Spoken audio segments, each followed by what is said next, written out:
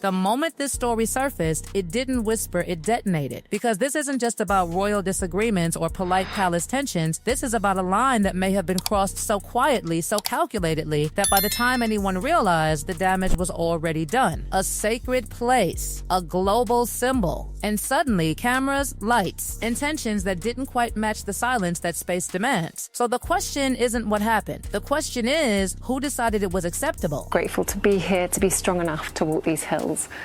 But more importantly, it's to give something back. The Princess of Wales announced that she completed the 3 Peaks Challenge last weekend. Catherine climbed the highest peaks in England, Scotland, and Wales within 24 hours, raising funds for a cancer charity. And right there, almost like a parallel storyline unfolding in the background, you have Catherine quietly climbing mountains, literally and symbolically. No cameras chasing her through grief, no orchestrated emotional narrative, just endurance. Just presence, just duty. And inside palace corridors, that contrast didn't go unnoticed. In fact, insiders suggest it became the standard, the benchmark, the unspoken comparison that turned whispers into sharp internal judgments. Because while one figure was walking through rugged terrain, recovering, rebuilding, showing up without spectacle, another narrative was allegedly being assembled across the Atlantic. And not just any narrative, a narrative with structure, with production planning, with intention. A narrative that, according to those watching closely, seemed to blur a line that had always been sacred, the line between remembrance and reconstruction. Now pause for a second, because this is where things start to feel off. Not loud, not obvious, but off in a way that makes silence feel heavier than words. But why would a location tied so deeply to personal grief suddenly become a focal point for a broader storyline? Why would access be requested not for private reflection, but for something that needed documentation, framing, capturing? And here's where the tension starts tightening. Inside the institution, this wasn't interpreted as coincidence. It wasn't brushed aside as harmless creative intent. It was dissected, questioned, examined through a lens that sees patterns where others see isolated moments. Because when you connect the dots, the timing, the narratives, the ongoing push for visibility, you start to see something that looks less like tribute and more like construction. Construction of image, construction of emotion, construction of legacy. But not everyone was willing to stay silent. Behind closed doors, frustration reportedly turned into something sharper, more clinical, less emotional, more calculated. Because to some, this wasn't about personal expression anymore. It was about control, who controls the story, who shapes the memory, and who decides what remains sacred versus what becomes content. And that's where the outrage begins to make sense. Because this wasn't just any location. This wasn't a public monument or a ceremonial backdrop. This was a space deliberately designed to remain untouched by noise, untouched by performance, untouched by interpretation. A place where silence is the entire point. So when the idea of introducing cameras into that silence surfaced, it didn't feel like a small decision. It felt like a breach. And suddenly, the palace response wasn't subtle anymore. It wasn't passive.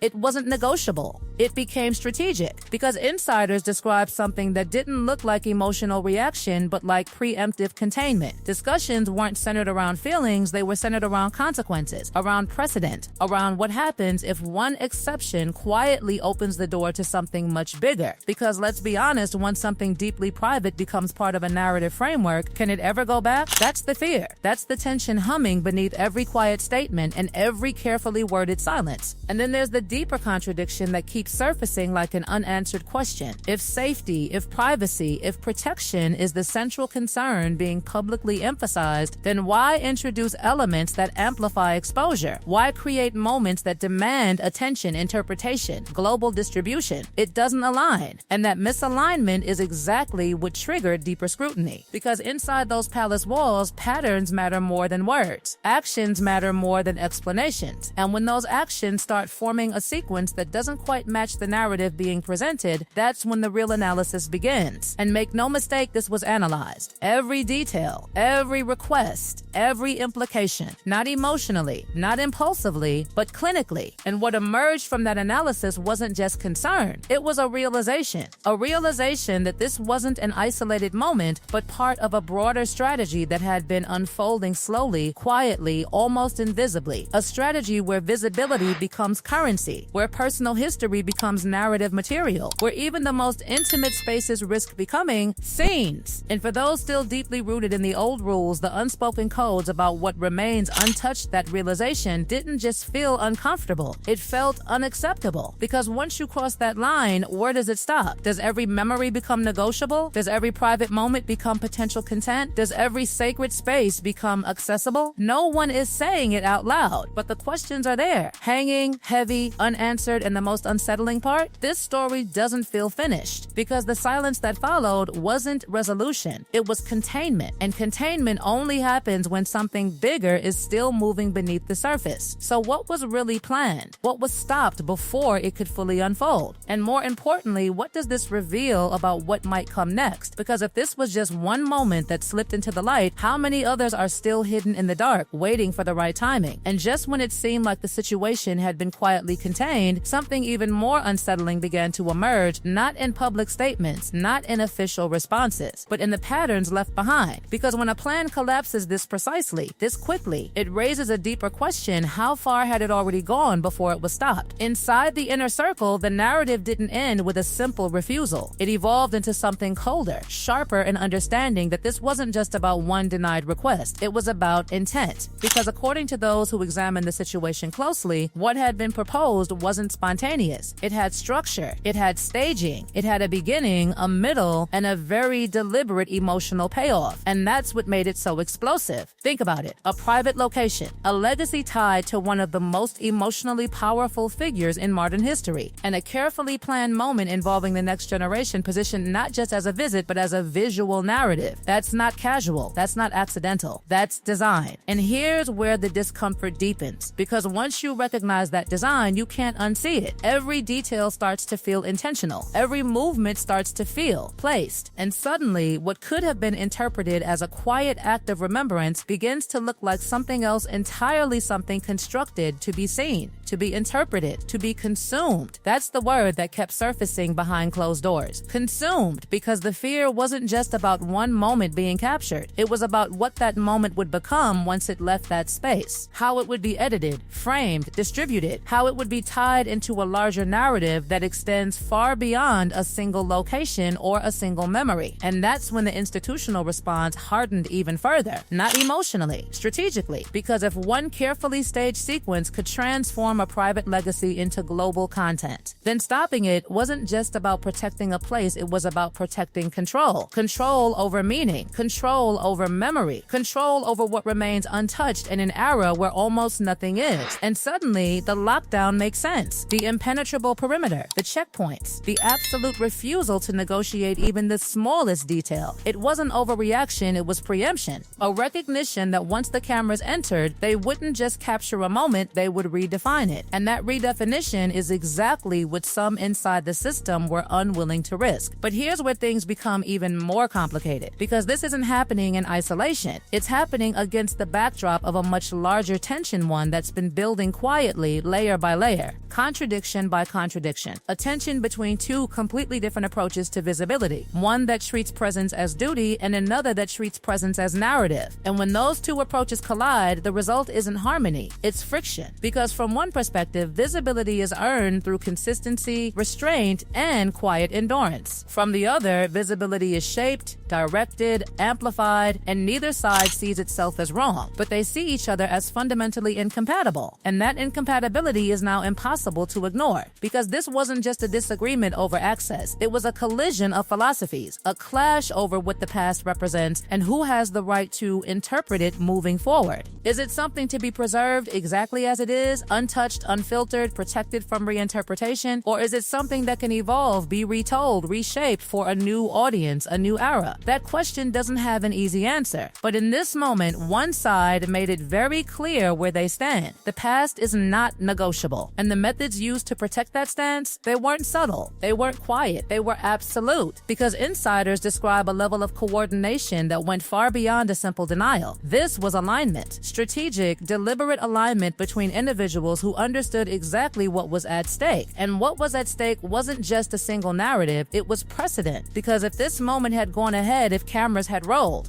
If footage had been captured, if that imagery had entered the global stream, it wouldn't have ended there. It would have opened a door. And once that door is open, closing it again becomes almost impossible. That's the real story beneath the surface. Not just what was attempted, but what it represented. Because this wasn't about one visit. It wasn't about one location. It was about redefining boundaries that had remained untouched for decades. And the response to that attempt? It wasn't negotiation. It was a line drawn so clearly, so firmly that there was no room left for interpretation. But here's the part no one can fully explain yet. If this was stopped so decisively, what else is already in motion? Because strategies like this don't appear overnight. They're built, planned, adjusted, and if one version is blocked, it doesn't mean the intention disappears. It adapts. It finds another angle, another entry point, another moment. And that's why the tension hasn't faded. It's just gone quieter, more controlled, more calculated, because somewhere beneath the silence, the same question is still waiting for an answer. Was this the end of something, or just the first visible sign of something much bigger still unfolding behind the scenes?